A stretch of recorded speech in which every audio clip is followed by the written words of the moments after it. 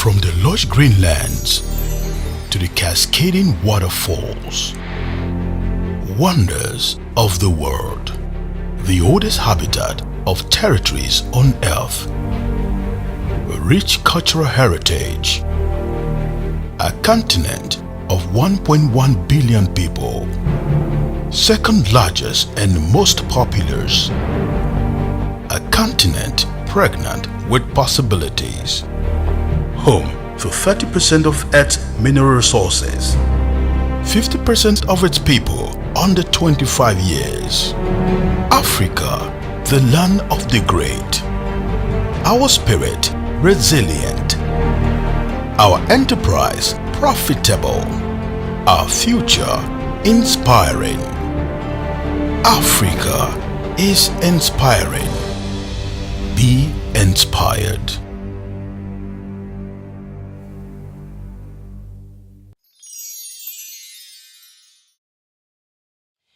My name is Florence Ozor.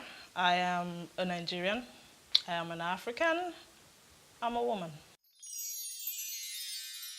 Florence Ozor Foundation was set up to create opportunities to inspire attitudinal change on the continent such that it fosters prosperity amongst Africans.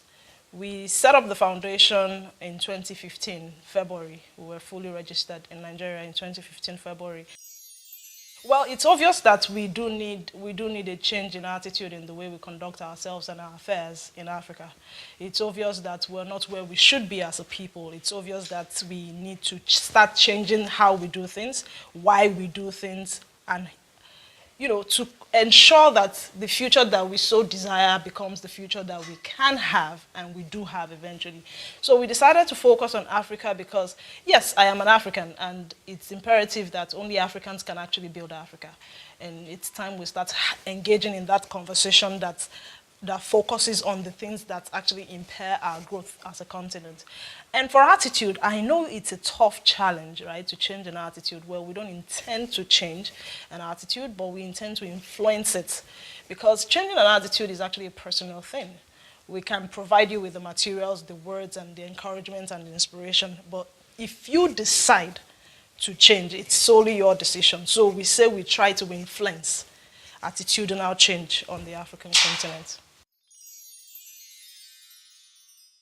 Colonialism did play a role, but I am also very of a different school of thought that says that because we were colonized and because brains were taken out of Africa, are we saying the best that was ever produced out of Africa was during that period? Are we saying the best brains Africa could ever have was during that period? Yes, colonialism happened to us, but since they left, the colonial masters, what successes have we recorded?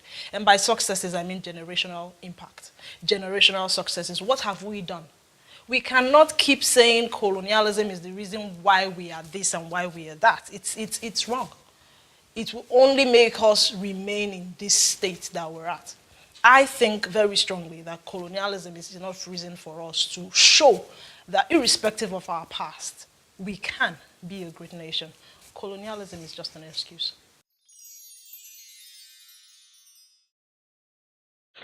The problem with Africa is a lack of vision and good leadership.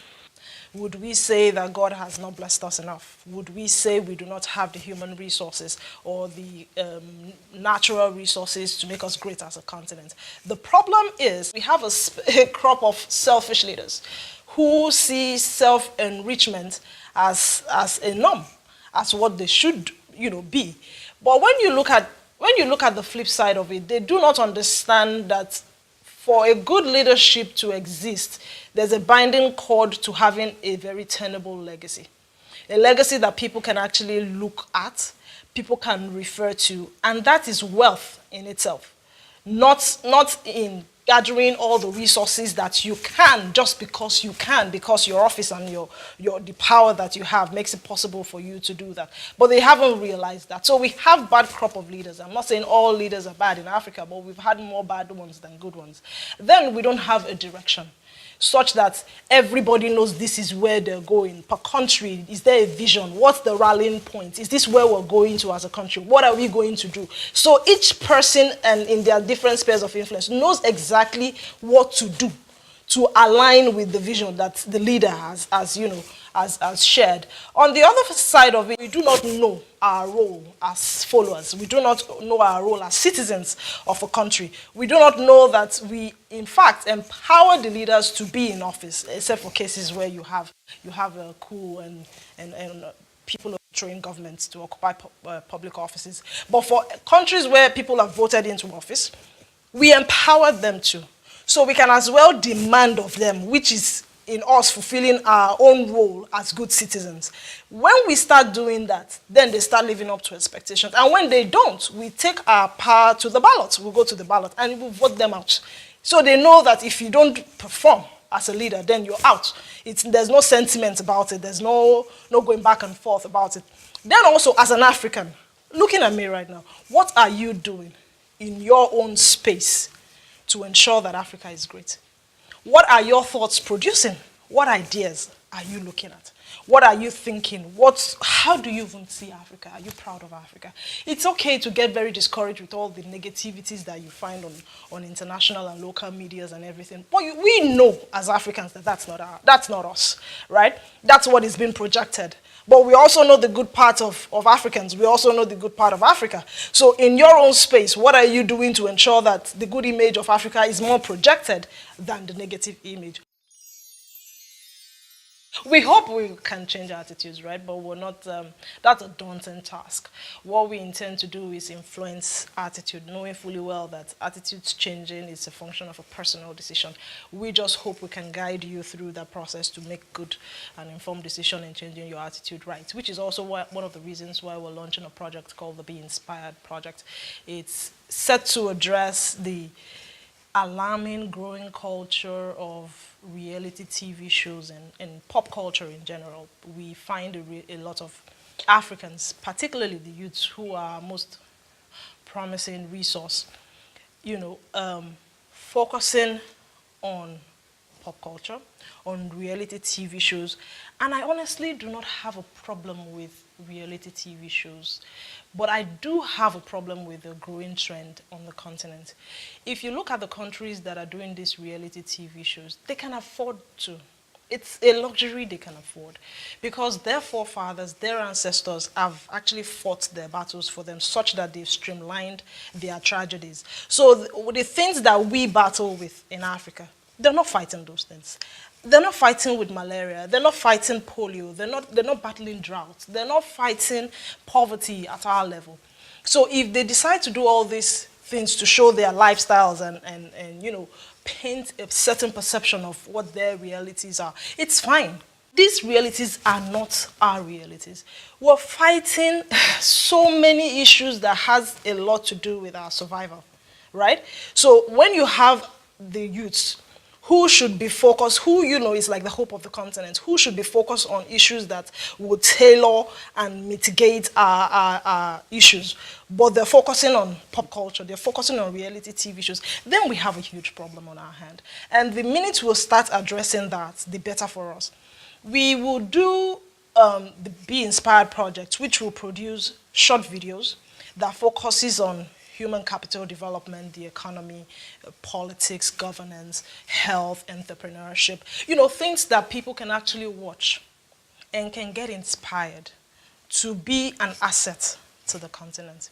When you look through history again, you see the likes of Andrew Carnegie, Henry Ford, John Brown, John D. Rockefeller. We're still talking about these guys. Books are still being written about these guys. Why? The things they did focus on. These guys focused on energy, they focused on transport, they focused on health, they focused on science. Because those were the issues plaguing their survival at that point. That's why their children now are not dealing with those issues.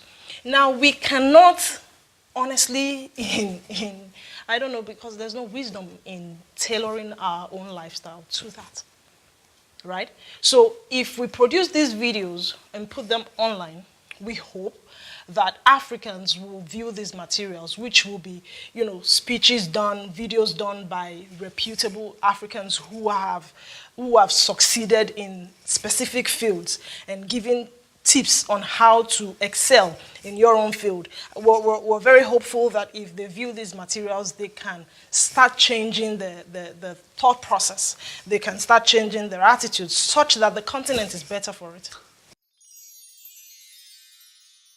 The foundation on the Be Inspired project would every Tuesday and Friday upload new videos that will be focused on different issues. We'll have notable Africans who would speak, who have excelled at their various fields, who will speak to us on different issues, and then people can actually go watch that every Tuesday and Friday, like I said, at 10 a.m.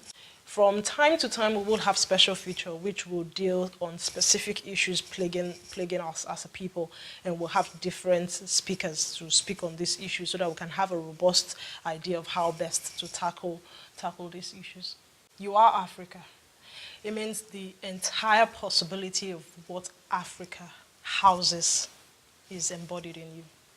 It means every possibility that can be attained is embodied in you. It means that you will have everything to do with how great Africa turns out to be. You are Africa. And we know ourselves. That's the pride that we carry. We're a great continent. We're a great people. We're loving. We're generous. We're industrious. We're creative. We're blessed. But people don't see this about us. What they see is what is prevalent on mainstream media, on online media, of Africans poor, needing charity, needing aid, needing medicals, needing all this. Those are the things that they see. But that's not us. That's not us. Are we where we should be as a people? No. Can we get to where we want to be? Yes. Who is responsible? You are. You are. In your space, in your community, in your country, what are you doing? What are you giving back to Africa? I haven't blessed you with so much. What are you exploiting to ensure that the continent takes its pride of place? What are you doing? It's not enough to say, I am African. It's not enough to say, I am African. I'm letting you know today that you are not African. You are Africa. What they see, how they see you, is a reflection of what Africa is. So you determine how you want Africa to be seen. You determine what your life would be. I encourage you to view these materials, not because we want to handhold you into greatness, but we also understand the value of light. We will light the path for which you decide which road you want to take. You decide what area of greatness you want to shine. You decide what impact you want to make. You decide the legacy that you want to keep. You decide how you want Africa to be.